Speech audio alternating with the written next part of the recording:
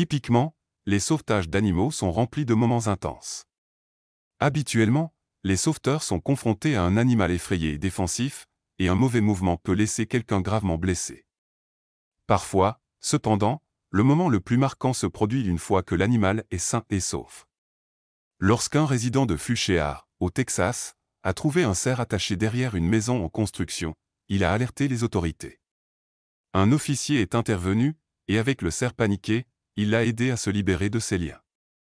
C'est tout simplement une journée de travail, n'est-ce pas? Mais ce qui s'est passé après le sauvetage vous fera vous réjouir que des caméras étaient présentes. Lorsqu'un animal est en danger, un grand nombre de choses peuvent mal tourner pour ceux qui tentent un sauvetage. Malgré ces risques, cela n'a pas empêché un résident de Fushéar, au Texas, d'agir lorsqu'il a trouvé un cerf attaché à un arbre derrière la maison d'un voisin. Comme l'a rapporté ABC Hewitt News, l'homme est entré dans la cour arrière d'une maison en construction. Dès qu'il a aperçu l'animal en difficulté, il a alerté les autorités, qui ont aidé à libérer le cerf. Mais c'est alors que les choses ont pris une tournure inattendue. Finalement, l'officier Kevin Zuchang-Wright est arrivé sur les lieux et a commencé à enquêter pour collecter des preuves dans le cadre du processus de suivi. Qui pourrait avoir attaché ce pauvre animal? Après avoir fouillé la propriété pendant quelques minutes, ils ont remarqué quelque chose d'étrange. Malgré sa libération, les images de la caméra corporelle ont révélé qu'il ne s'était pas précipité dans les bois comme on pourrait s'y attendre. En fait, lorsque les officiers sont arrivés, il s'était simplement dirigé vers la porte arrière. Quelques morceaux de corde en nylon pendaient encore de ces bois. L'officier Zuchang, avec sa caméra corporelle toujours en marche, a enlevé le dernier morceau de corde des bois du cerf. Pourtant, le cerf n'a pas fui. En fait, il s'est approché de ses sauveteurs, permettant même à l'officier de lui gratter le menton. Bien sûr, l'officier Zuchang ne voulait pas que le cerf traîne dans un endroit où il venait juste d'être attaché à un arbre.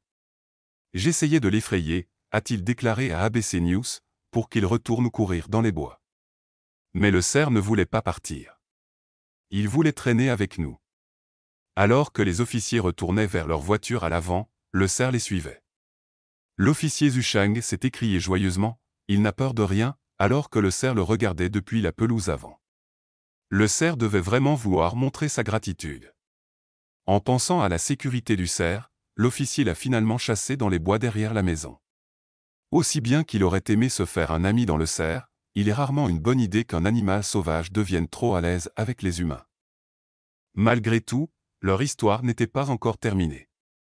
2 jours plus tard, lors d'une interview avec ABC News, l'officier Zuchang expliquait qu'il n'avait jamais vu un cerf aussi amical. Et là, devinez quoi, le journaliste a pointé quelque chose dans les bois. « Monsieur, est-ce lui juste là ?» a demandé le journaliste.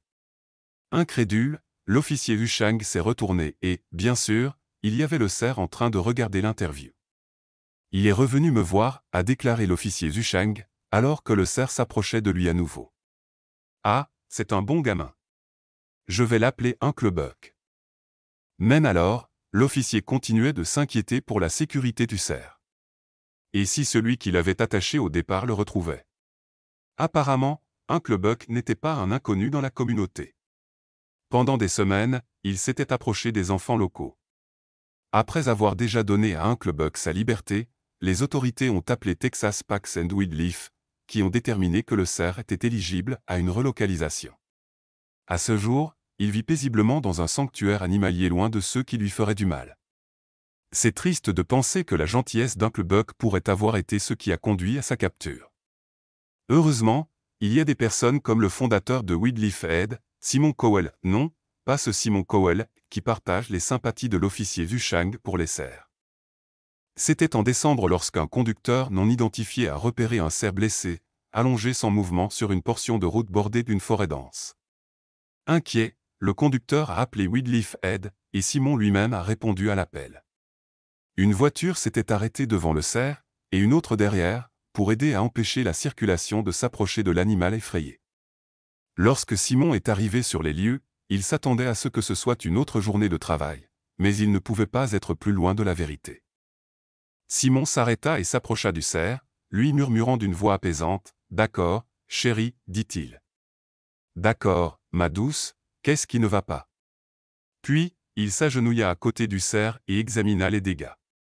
Clairement victime d'une voiture roulant à grande vitesse, le pauvre cerf était secoué, effrayé, et arborait une vilaine entaille au-dessus de son œil. Simon nota en silence qu'un vétérinaire devrait la recoudre. Le cerf appuya son museau contre le genou de Simon, laissant une trace cramoisie sur son jambe. Elle aurait besoin de toute l'aide que Wycliffe Head pouvait offrir, et il lui fallait cela rapidement, sinon elle ne survivrait pas à ses blessures. De ses mains nues et de toute sa force, Simon souleva le cerf dans ses bras et la serra contre sa poitrine, comme un parent pourrait tenir son enfant effrayé. En plus de ses blessures, il y avait une autre raison pour laquelle Simon devait agir si vite. Les cerfs sont très nerveux et ne supportent pas bien d'être manipulés, expliqua Simon, avant d'ajouter que tous les animaux sauvages peuvent souffrir de la myopathie de capture, une maladie liée au stress qui détruit les tissus musculaires à cause de l'accumulation d'acide lactique. N'ayant pas de temps à perdre, Simon emmena le cerf à son centre de secours, lui mettant doucement une serviette sur la tête pour ne pas l'effrayer avec des environnements inconnus. Le vétérinaire de Wycliffe Head, le docteur Emma Heuret, déposa la créature sur un sol recouvert de foin.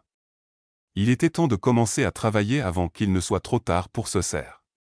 Tout de suite, le docteur Heuret annonça une bonne nouvelle, le crâne du cerf n'était pas cassé. Elle recousit 3 blessures, nettoya le sang et administra un analgésique au cerf. Malheureusement, Simon et son équipe allaient faire face à un défi encore plus grand. Le cerf était peut-être réparé, mais serait-elle capable de reprendre sa vie de gambade et de broutage? Simon la ramena là où il l'avait trouvée pour la première fois, espérant qu'après que ses nerfs se soient calmés, le cerf s'élancerait directement vers sa famille. « Il faut juste prier pour qu'elle se tienne debout pour nous, » dit Simon, alors qu'il y a un autre secouriste amenait le cerf dans les bois le long de la route. Il la caressa doucement et lui murmura des mots d'encouragement. « Écoute-moi, dit-il, tout est fini. » Cependant, Simon ne pouvait pas simplement laisser le cerf dans des buissons et considérer que le travail était bien fait.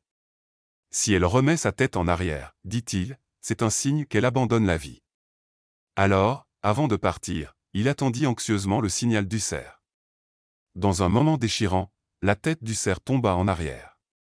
C'était fini, elle avait abandonné.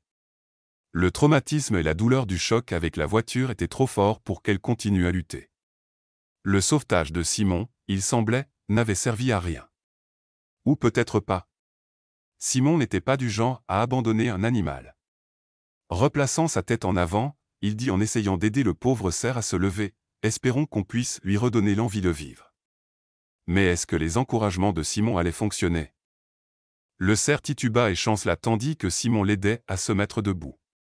Il semblait tellement déterminé à voir ce cerf vivre qu'il aurait passé sa propre vie à la porter si nécessaire. « Je sais que tu es blessé, je sais que tu es meurtri, lui dit-il, mais tu peux le faire. » Finalement, après de nombreux encouragements, le cerf se tint debout sur 4 pattes tremblantes. C'était déchirant de la voir lutter pour rester droite, expliqua Simon. C'est le moment le plus inquiétant pour nous, car on ne sait jamais si on a fait la bonne ou la mauvaise chose. Je suis juste convaincu qu'après des années et des années à faire ça, c'est la bonne chose pour ce cerf, dit Simon. Elle est juste sur le point de réussir ou de s'effondrer. Malheureusement, une fois de plus, le cerf s'effondra. Peut-être qu'un secouriste moins têtu aurait admis la défaite à ce moment-là. Peut-être qu'il ou elle aurait ramené le cerf au centre ou l'aurait laissé à son sort dans les bois. Mais pas Simon. Au lieu de cela, il la prit et la porta plus loin dans les bois. Elle avait besoin de plus de temps pour remettre ses idées en place, dit Simon. Elle avait probablement un énorme mal de tête après sa collision avec la voiture. Plus profondément dans les bois, il guida le cerf, soutenant ses pas.